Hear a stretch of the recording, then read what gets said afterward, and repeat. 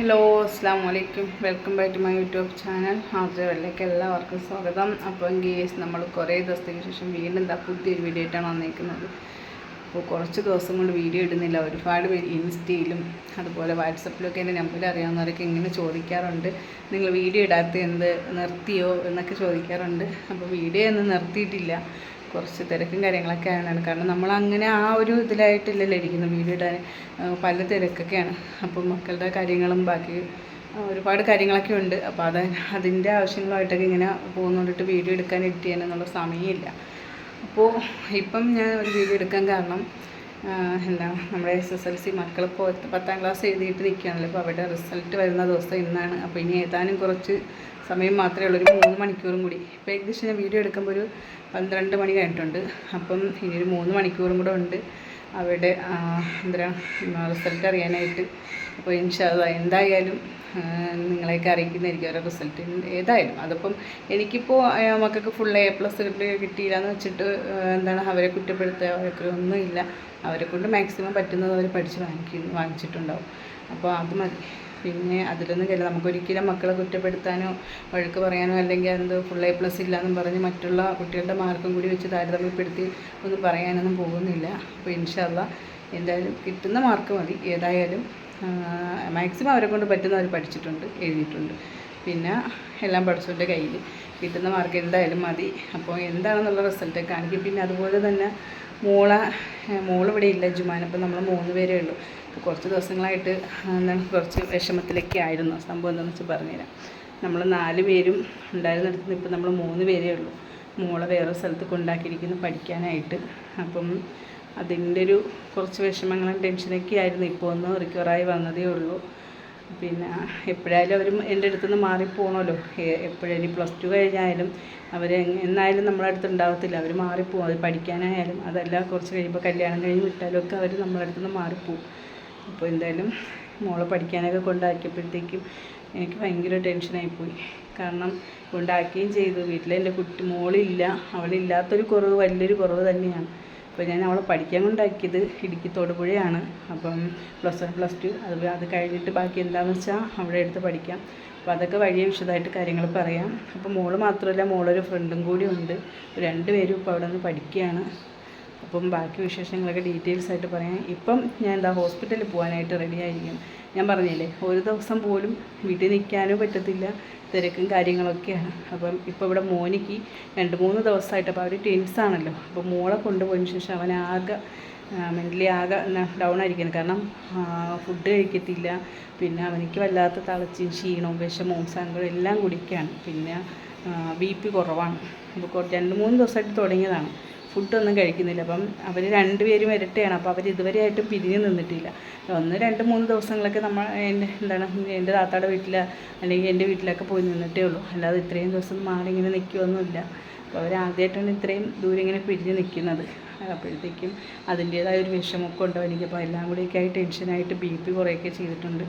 അപ്പം ഹോസ്പിറ്റലിൽ ഒന്ന് കൊണ്ട് കാണിക്കണം. പിന്നെ റിസൾട്ടിൻ്റെ ടെൻഷനും ഉണ്ട് അവന്. വയ്യ ആളിനൊട്ടും. ഹോസ്പിറ്റലിൽ ഒന്ന് കൊണ്ടുപോകാമെന്ന് വിചാരിച്ച്. അപ്പം അങ്ങനെ പോകാനായിട്ടൊക്കെ റെഡി ആയതാണ്. ഇൻഷാ അല്ലാഹ് ബാക്കിയുള്ള വിശേഷങ്ങളൊക്കെ നമ്മൾ വഴിയെ വീഡിയോയിൽ കാണിക്കുന്നതായിരിക്കും. ഓക്കെ.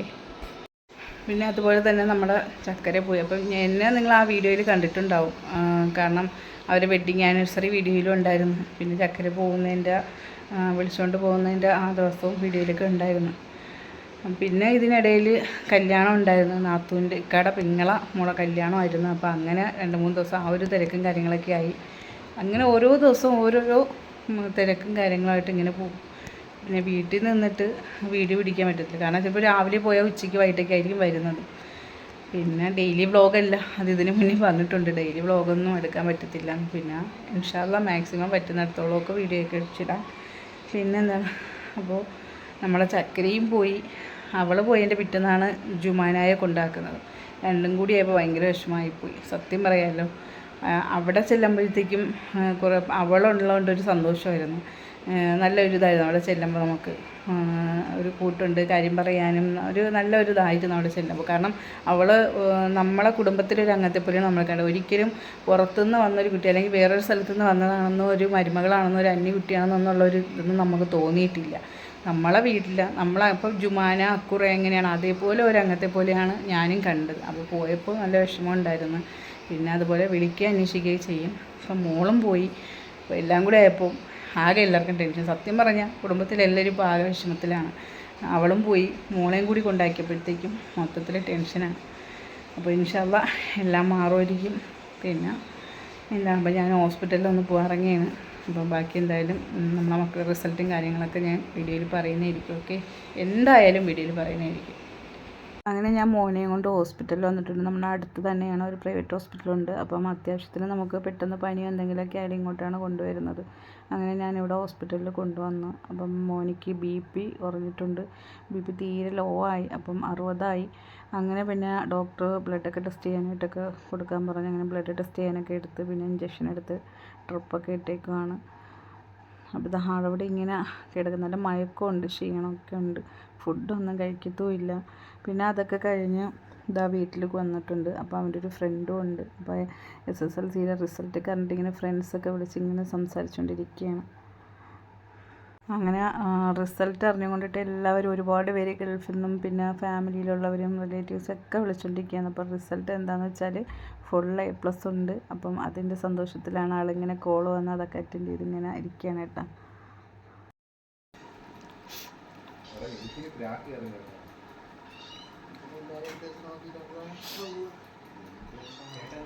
അങ്ങനെ പറയൂ, പറ. Full A+. എവിടെ ഫുൾ A+. ആ, അപ്പം നമ്മൾ ജുമാനാക്ക് മാത്രം കുറച്ച് മാർക്ക് കുറവുണ്ട്. അത് റിവാലുവേഷന് കൊടുക്കണം.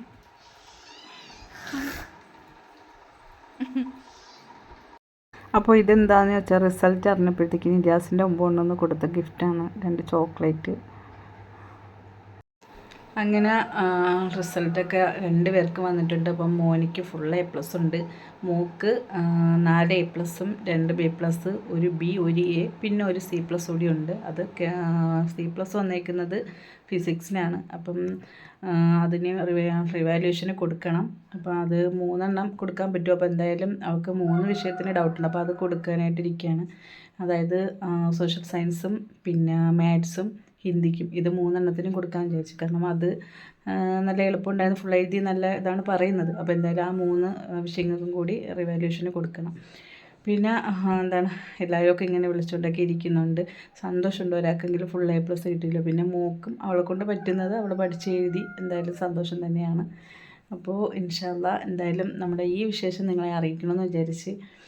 പിന്നെ മോളില്ലാത്തത് കൊണ്ടിട്ട് വലിയൊരു ആഘോഷങ്ങളൊന്നുമില്ല. മോളുണ്ടായിരുന്നെങ്കിൽ കേക്കൊക്കെ മേടിച്ച് മുറിച്ച് ആഘോഷിക്കായിരുന്നു. അപ്പോൾ മോളിനിപ്പോൾ ഈ മാസം ലാസ്റ്റ് വരത്തുള്ളൂ.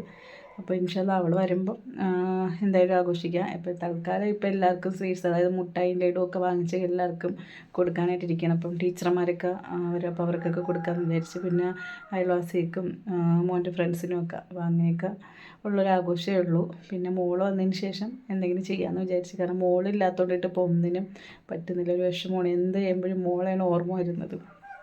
അപ്പോൾ മോളില്ലാത്തതുകൊണ്ട് ഒന്നും ചെയ്യുന്നില്ല. ഇൻഷാ അല്ലാഹ് അപ്പോൾ നമ്മുടെ വിശേഷങ്ങളൊക്കെ ഇത്രയൊക്കെ ഉള്ളൂ. ഇപ്പോൾ സന്തോഷമുണ്ട്, മോനിക്ക് ഫുൾ A+ കിട്ടിയിട്ടുണ്ട്. അപ്പം ഈ വിവരം നിങ്ങളെ അറിയിക്കണമെന്ന് വിചാരിച്ച്. അപ്പം അൽഹംദുലില്ലാ. ഓക്കെ, ബൈ ബൈ, അസ്സലാമു അലൈക്കും.